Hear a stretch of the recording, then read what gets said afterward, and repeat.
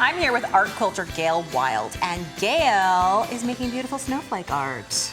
I love this stuff, Gail. So how do we get started? So the first thing we're going to start with is cutting some snowflakes out of this satin material on the electronic cutting device. So I'm going to get started with that. And while that's going, we're going to put some snowflakes on here with water-based resist. Now this is going to keep the paint from going onto the silk. I like the look of the plain white silk. So we're going to load this silk screen with some resist. And you're using a fancy tool. This is the lovely squeegee. And now we have the snowflake imprint on there. No, you're using a screen print, but a screen of some kind. But you can also make screens with an electronic cutter, with scissors and an X-Acto knife. You can find a lot of ways to do it. Absolutely. Stencils, anything you want to work with that. As a matter of fact, Julie, you can use a rubber stamp as well to get some detail. So you just put your same resist on there and your rubber stamp, and then look, you can add snowflakes all over. For anybody who doesn't know what a resist is, will you talk a little bit about what that does? Yes, so this is a washable water-based resist. It blocks the fabric from accepting the paint. So you paint over it and the fabric stays white. And then you wash it out and it leaves you with that wonderful silk feeling. So we're going to let this dry, and you can see I have a template underneath it to know where I want to put my snowflakes. Next, we're going to start painting. And again, a template really helps to know where that's going. And you know what, while you're painting and getting everything that you need, I'm going to go ahead and take the snowflakes off the mat for you. Oh, fabulous, Julie. Thank you for I your had help. an assistant at home right? who would do all this stuff for me, elf. right? You are a fabulous art elf. So what I like to do when I'm painting is think about where do I want my light coming in.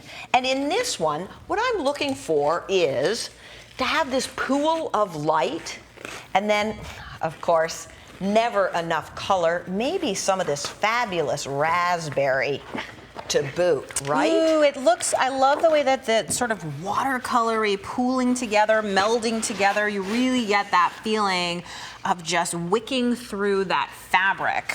Yes, and the best thing about silk paint is that we want to let it work on its own. This is what it does.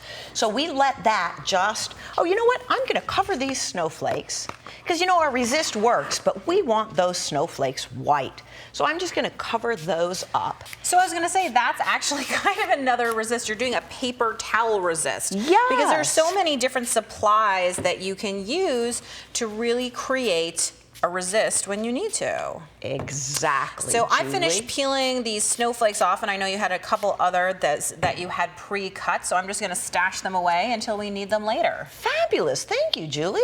Now we can already see this paint starting to move, but you know what? We need more color. So how do you pick your colors, Gail? You know, for me, I love the jewel tones, Julie. That's where I live. And these colors are, you can see the blues and purples, analogous colors, so they blend together great. Look at how these just melt together. And I'm adding an abundance of paint here, but you can see I'm not scrubbing.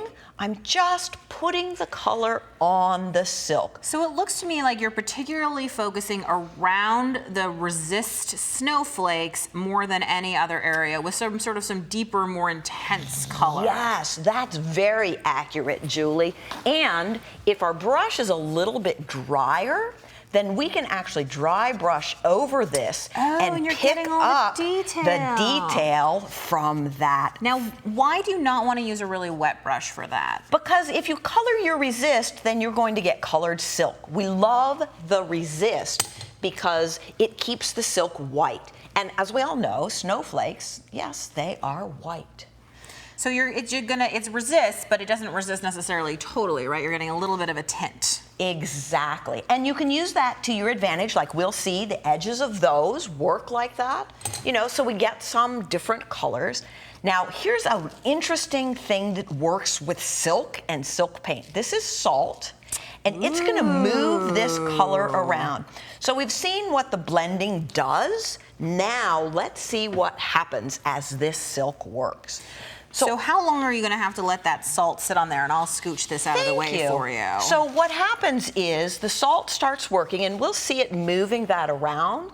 And what we want to do is catch it when we like it the best. So is this salt? That's the result of salt? So this one is not so long with the salt, not so much salt. I didn't put a lot of salt on this one. This one got a boatload of salt. So it went crazy, and I love it. An official measurement, a boatload. And each one is different. You know, snowflakes are different, we're different, each picture is different. Now, you know I'm a fan of the template. I like to know where my hand is going. So this is my template for this metallic paint pen. So when you say a template, are you going to trace it, or does it just mean it's like your practice piece that you're kind of eyeing? It just means, you know, okay, so that's what I want. So I'm just going to You're practicing the motion, which gestural painters often talk about as your whole body gets into painting. And if you can get the gesture of it, you can do it every time. Exactly. It's somewhat like muscle memory. Oh, yeah, I totally see that. And it's also a little bit about courage, because, you know, we're just going to throw paint on here. Yes, yes, I always think that painting is more forgiving than people think, because you can always add, take away, you know, change it up. And also part of making art, I think, is letting go of your preconceived conceptions of how it's supposed to be. Exactly, because you can see we've done this 3 times, 4 times here, and every one is different. Okay, Gail, I have to confess to you, I'm getting overly excited because I have just looked down at this salted piece and I can start to see those incredible striations, the wicking that is happening from the salt, and that was really, really fast. Isn't that fun, Julie? It's amazing. Yes. It's super cool. And now how do we incorporate the small snowflakes that we've cut out of satin? Well, you know, at home, I'm a quilter, as you can see, and so I would sew them on, but I'm also a big fan of let's just get her and done. Easy. Let's use some fabric glue and get it on there. So let's glue these on here. So I've cut different shapes here. These are some stars.